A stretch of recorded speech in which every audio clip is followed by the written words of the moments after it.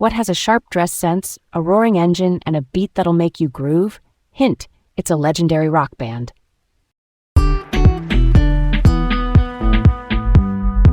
Hey, I'm Garrett, feeling super curious today. And I'm Leah. Can't wait to dive into today's topic.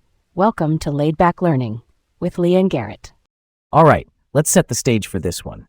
We're talking about ZZ Top, the iconic American rock band with Texas blues in their veins and a serious knack for hooks.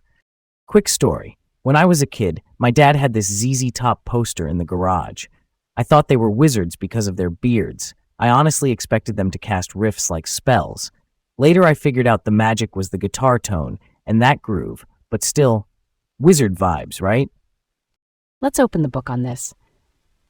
ZZ Top formed in Houston in 1969 and became famous for blending Texas blues with rock and a wink of humor. The classic trio was Billy Gibbons on guitar and vocals, Dusty Hill on bass and vocals, and Frank Beard on drums. Think of them like a Texas barbecue plate. Smoky blues as the main, rock as the spicy sauce, and a side of jokes that keep it light. Yeah, and blues rock just means rock music that leans on blues scales and feel. Lots of guitar riffs and steady backbeats. ZZ Top's sound centers on Billy Gibbons' earthy guitar, with Dusty and Frank locking into a tight pocket. Even when they later added electronics, that core groove stayed. Their lyrics loved double entendres, and their stage moves were minimal but perfectly in sync, a cool shuffle instead of a big dance number. Beginning at the beginning, before ZZ Top, Billy Gibbons led a Houston psych rock band called the Moving Sidewalks. They had a regional hit with 99th Floor and even opened for Jimi Hendrix and The Doors, major stages that gave Gibbons chops and confidence by the time 1969 rolled around. Then came the first ZZ Top lineup with Gibbons, Dan Mitchell on drums, and Lanier Gregg on bass and keys. They dropped the single Salt Lick with Miller's Farm as the B-side. That's just the flip side of the vinyl single. Early radio in Texas started paying attention. Lineups shifted fast. Frank Beard, who'd been in a band called American Blues, came in on drums, and then Dusty Hill, Beard's bandmate, joined on bass. By early 1970, the classic trio clicked. All of them were just 20. That kind of early chemistry can shape a band's whole future. Their first official show as that trio landed in Beaumont, Texas, booked by Al Caldwell, a local radio personality. It was a Knights of Columbus Hall gig, small room, big sound. That's where the ZZ Top identity started to show. Gritty boogie, sly humor, and a rhythm section that felt like steel rails. They signed with London Records and released ZZ Top's first album in 1971. Blues forward, lots of distortion, swagger in the lyrics. Then came Rio Grande Mud in 1972, which gave them their first charting single, Francine. There's a noted controversy here. ZZ Top took sole writing credit while co-writers Steve Perron and Kenny Cordray were reportedly left out. That sparked questions about crediting that would resurface later. Visually, the long beards arrived around 1979, but even in the early 70s, you get the seeds of the brand. Deadpan cool and a lean stage setup. The beards later became a full-on signature. Drummer Frank Beard, ironically, kept his facial hair short, and that contrast became part of the lore. Then the breakout. In 1973, Tres Hombres hit big with La Grange. The song nods to the Chicken Ranch, a real Texas brothel, and its pure groove. It made them a force on radio and on stage. Tres Hombres climbed to number 8 on the Billboard 200, the main U.S. album chart. Their follow-up, Fandango, mixed live cuts with studio tracks. The single Tush cracked the top 20 on the Hot 100. That live side proved they weren't just studio magic. They could burn down a stage with minimal fuss. Short songs, big punch. And then the worldwide Texas tour in 1976 and 1977. It ran for 98 shows over 18 months. Huge success. It cemented them as a premier live act who could scale their Texas bar band vibe up to arenas without losing the snap in their groove. But the engine needed a tune-up. In 1978, they went on hiatus while Frank Beard addressed addiction. Everyone took breathers. Gibbons in Europe, Beard in Jamaica. Hill even worked a few months at the Dallas-Fort Worth airport to feel normal again.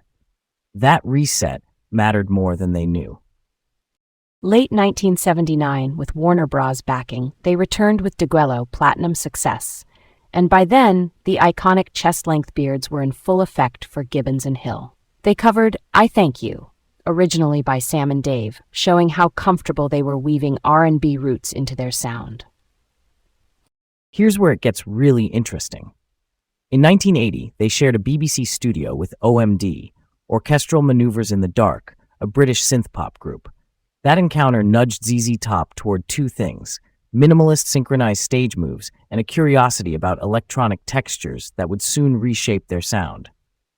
By 1981, they released El Loco, leaning into synthesizers, electronic instruments that generate sounds beyond guitars, and drum machines, boxes or programs that play precise drum patterns. It set up the 1983 leap. Eliminator.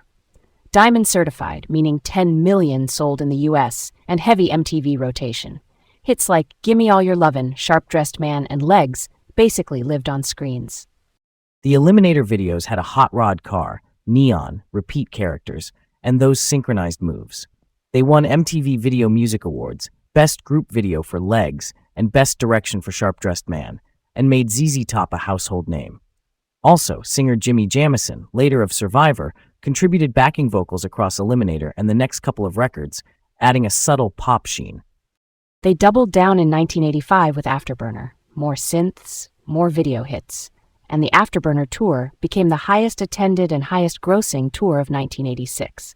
One fun footnote, Paula Abdul, before her pop star breakout, choreographed the Velcro Fly video. That's a neat pop culture crossover. After the peak, they eased the electronics and brought the guitars forward again with 1990s Recycler. Still strong on rock radio, with a #1 album rock tracks hit My Head's in Mississippi. Around this time, they popped up in Back to the Future Part 3, doing a Western spin on Doubleback. Cameos kept their brand everywhere. Through the 90s and 2000s, they kept recording and touring. Antenna in 1994, Rhythmine in 1996, XXX in 1999, and Mescalero in 2003, where they even tucked a hidden cover of As Time Goes By. In 2004, Keith Richards of the Rolling Stones inducted them into the Rock and Roll Hall of Fame. That's a peer cosign from someone who knows blues-based rock inside and out.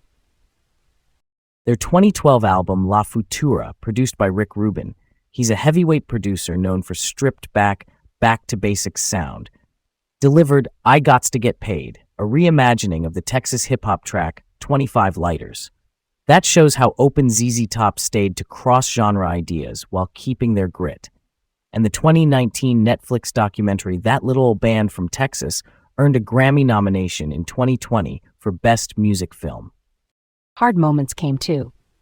In 2021, Dusty Hill passed at 72. He had recorded bass and vocals for future material, and per his wishes, their longtime tech Elwood Francis stepped in on bass so the band could continue. They toured with Lynyrd Skynyrd, resumed big runs like the Elevation Tour in 2024 and 2025, and kept the machine humming with respect for the legacy. In 2026, Frank Beard passed at 77, and again, per those wishes, Billy Gibbons kept the band going. Michael Monaghan, who'd served as a touring drummer, stepped up to the kit. It's continuity with care.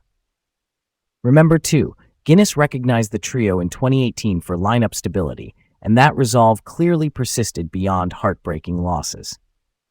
Zooming out, ZZ Top sold an estimated 50 million records and released 15 studio albums. They won multiple MTV awards, scored #1s on rock radio, played the Super Bowl halftime with heavyweights like James Brown and the Blues Brothers, and kept popping up across TV and film. That's a long arc of cultural presence, anchored by a three-piece boogie that always felt unmistakably Texas. Okay, let's dig deeper into a thorny question. Lyndon Hudson, an engineer and programmer who worked closely with Billy Gibbons, contributed to the Eliminator era. He proved in court he owned the copyright to the song Thug and received a settlement in 1986. Beyond Thug, the extent of his uncredited co-writing or programming contributions is disputed. Right.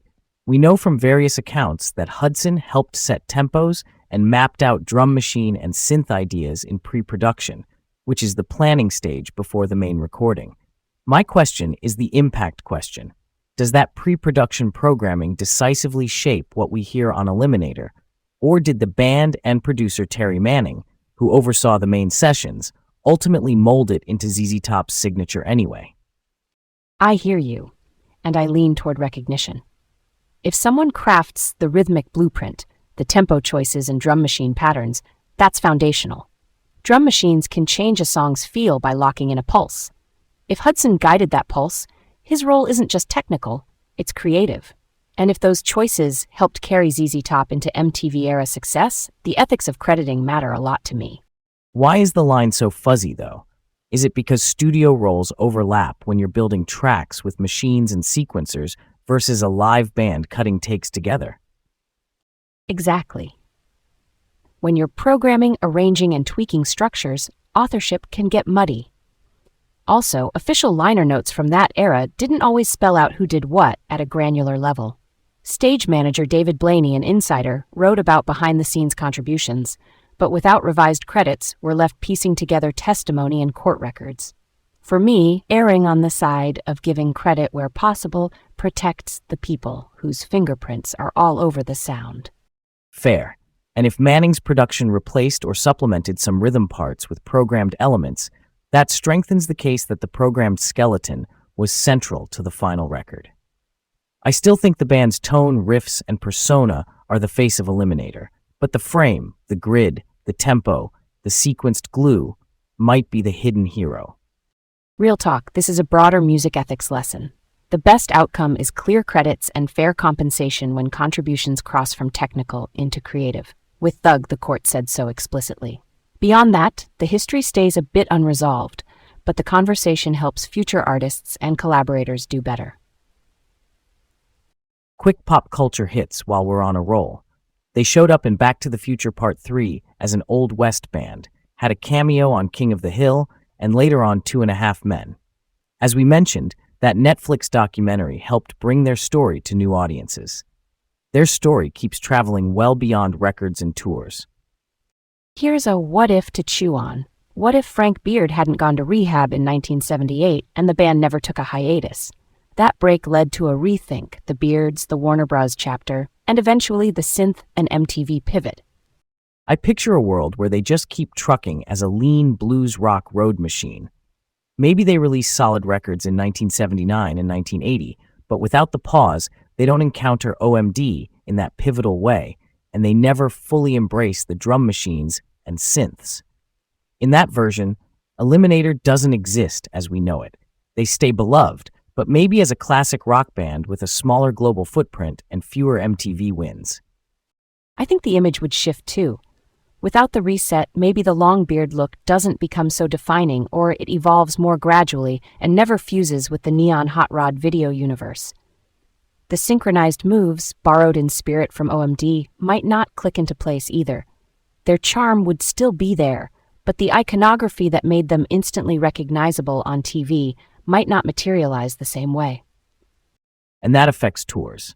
Without the big box production aligned to those videos, the mid-'80s arenas might be strong but not record-crushing.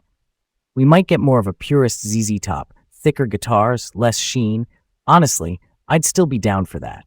But the cross-genre reach into clubs, pop radio, and international TV, that probably shrinks. Which makes the real timeline feel almost improbable. A Texas blues trio that absorbed new wave polish and wrote a visual mythos with a car, a wink, and a groove you can't shake. The hiatus looks less like a pause and more like a launch pad when you zoom out. All right, that ties it up nicely. Stay curious, keep your groove steady, and we'll catch you next time. And that's where we'll leave it for now. Keep listening with open ears and open minds.